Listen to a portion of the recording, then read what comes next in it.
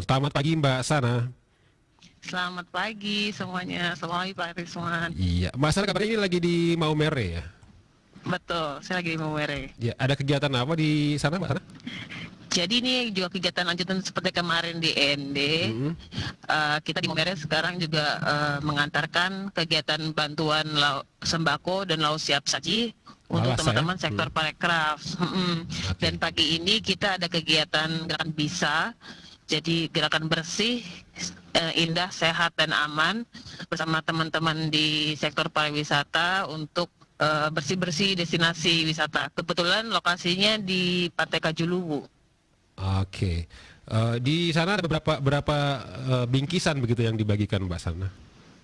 Kalau di Momere ada 537. Oke. Mm-mm. Dan di ND kemarin ada 700-an ya? Iya, 707. Oke. Dan setelah dari Maumere kemana lagi nanti Mbak Sana?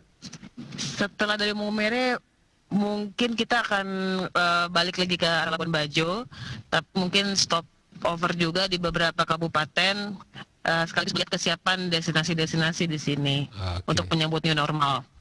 Oke, jadwalnya padat sekali nih ya Mbak Sana ya. Ya, Mbak Sana nih terkait dengan pernyataan Mbak Sana kemarin bahwa Kabupaten Ende ini disebut sangat potensial begitu menjadi jangkar utama pariwisata di Flores nih. Itu alasannya apa nih Mbak Sana sampai mengungkapkan hal tersebut? Jadi pertama saya sudah sampaikan juga waktu itu bahwa orang mengenal Flores ini dengan 3 identitas utama ya. Pertama ada Komodo, kedua Kalimutu, ketiga itu adalah Homo floresiensis. Oke.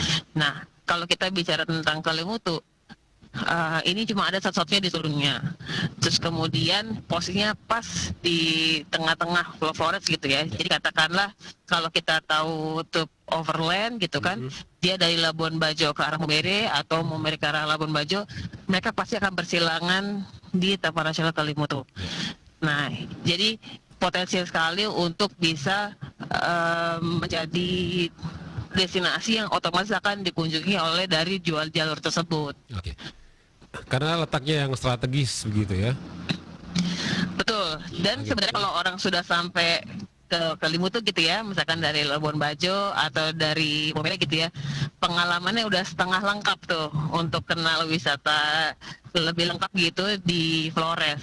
Karena kan kita nggak bisa bilang cuma di ujung-ujungnya aja, tapi kalau mau tahu Flores itu mesti jalan overland gitu. Oke. Jadi jargonnya mungkin kurang lengkap ke Flores kalau belum ke Danau Kelimutu begitu ya. Iya, harus absen dulu ke Harus Kalimutu. absen dulu ke Danau Kelimutu. Nah, terkait dengan hal tersebut Mbak Sana, apa nih tugas yang dilakukan oleh pemerintah Kabupaten Ende dan juga masyarakat Kabupaten Ende nih Mbak Sana? Jadi kalau kita melihat sebuah destinasi itu nggak boleh cuma ngelihat satu titik aja, tapi sebagai kawasan gitu ya. Jadi terintegrasi. Kalau ada Kelimutu harus ada atraksi apa lagi di sekitarnya yang bisa dikunjungi oleh si wisatawan. Nah kalau kita ngomong Kelimutu udah pasti kan otomatis paling dekat misalkan ND. Nah ND ini kan sebenarnya kota founding fathersnya Indonesia lah ya. Dan di sini sebenarnya kalau kita bisa memperkenalkan bahwa di sinilah asal usul Indonesia, kita belajar toleransi dan segala macamnya, dan itu adalah hal yang sangat menarik terutama buat calon-calon wisatawan yang memang kita targetkan untuk datang ke Flores ini.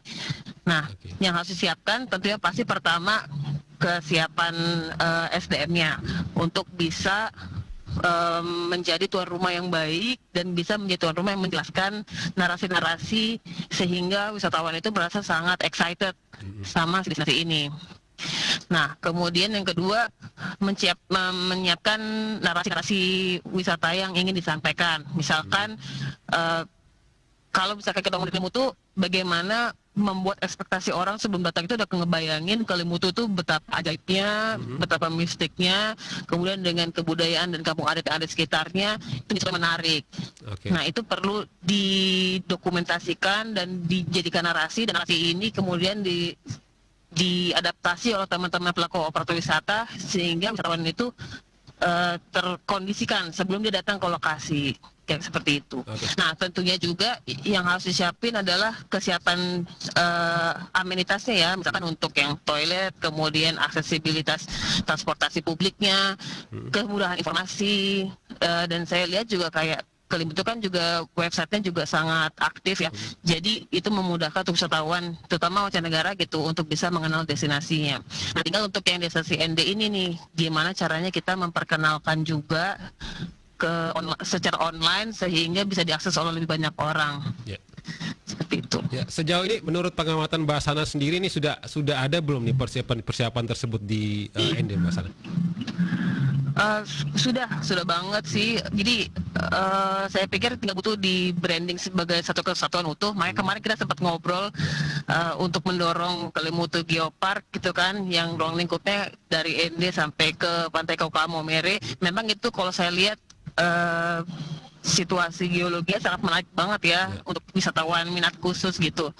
Dan mungkin itu bisa menjadi branding baru gitu yang membuat orang pengen datang lagi ke Kelimutu, ke ND, ke Momere, tapi dengan experience yang berbeda. Oke. Nah, dukungan dari BOP sendiri bagaimana nih, Pak Sana, untuk pariwisata di ND? Yang pertama, kita kan menggunakannya ada prinsipnya 3A, BAS, sama SMI ya.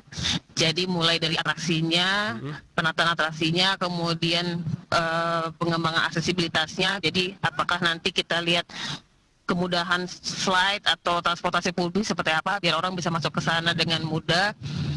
Nah, kemudian dari amenitasnya tadi saya bilang penyediaan akomodasi yang beragam, jadi ada pilihannya mau yang CBT atau mau yang hotel atau mau yang tipe-tipe yang lainnya. Kemudian penyiapan rest area, karena kan kalau tadi kita ngomong overland mau nggak mau harus ada rest area membuat wisatawan nyaman gitu kan. Nah, terus sisanya tentang kita ngebantu branding, promosi, kan ada festival yang sudah ada, itu bagus banget. Tinggal nanti kita pastikan bahwa festivalnya tidak berubah tanggal, jadi bisa menjadi daya tarik wisatawan juga dari awal dijual. Oke, Mbak Sana, kemarin juga nih Ketua DPRD ND Pak Franciscus Tasso nih agak jelas begitu ya, dan menyampaikan kepada Mbak Sana bahwa selama ini BOP hanya fokus di Labuan Bajo saja begitu. Nah, sebenarnya tugas BOP ini untuk pengembangan wisata ini apa saja dan areanya di mana saja, Mbak Sana?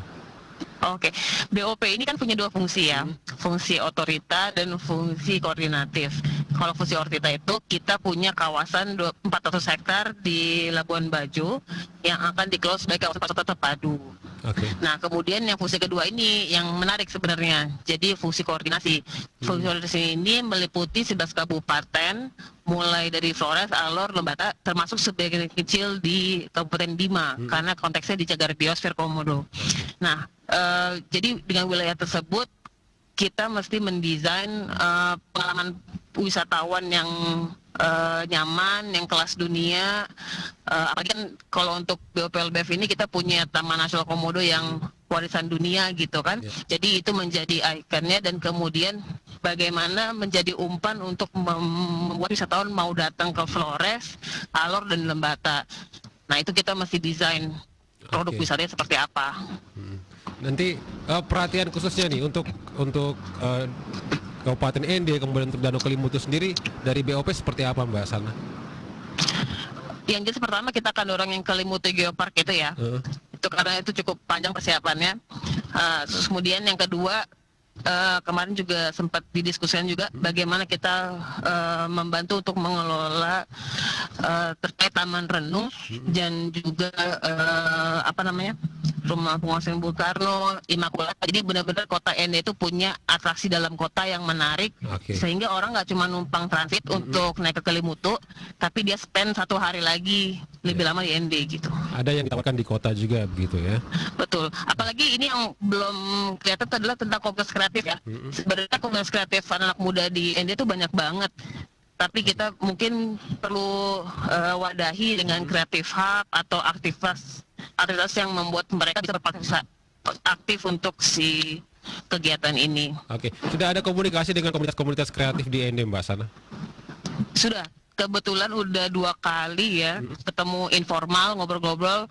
Ada juga yang diasporanya juga di Jakarta yang tertarik berbalik. Teman-teman di Desa Suko, ada juga di kota, macam-macam sih. Jadi saya pikir potensial banget nih. Oke, dan ini jadi agenda ke depan dari BOP juga begitu ya? Betul. Oke, Mbak Sana terakhir nih, saat pandemi COVID-19 seperti ini, kegiatan BOP sendiri apa saja untuk fokus ke pariwisata? Kita ngebagi jadi masa tanggap darurat dan masa pemulihan ya. Kalau untuk tanggap darurat kemarin kita melakukan pendataan, sektor terdata, terus kemudian melakukan membantu protokol kesehatan. Protokol kesehatan ini baik di provinsi maupun kabupaten, dan juga membantu kesiapan destinasinya, karena kan perlu pelatihan, sosialisasi dan segala macamnya berulang-ulang karena ini hal yang baru. Nah, kemudian yang terakhir adalah kita bikin campaign #RinduLabuanBajo untuk membuat orang-orang di seluruh dunia tetap mikirin Labuan Bajo sebagai destinasi yang akan mereka kunjungi pertama setelah bordernya dibuka. Oke, perlu kerja keras ya Mbak Sana ya, untuk membangun mindset seperti itu ya. Aman. Oke, baik. Mbak Sana, terima kasih ya untuk waktunya bersama RRI pagi ini. Sama-sama. Selamat beraktivitas kembali. Semoga program-program yang sudah direncanakan ini semuanya bisa berjalan, dan Kabupaten Ende juga ini juga menjadi prioritas juga dari BOP begitu ya Mbak Sana. Amin. Ditunggu ya. Pokoknya kita kolaborasi bareng. Siap. Kita melakukan usaha yang berkelanjutan untuk kesejahteraan masyarakat. Oke. Terima kasih Mbak Sana. Selamat pagi. Salam sehat. Sama-sama. Selamat pagi.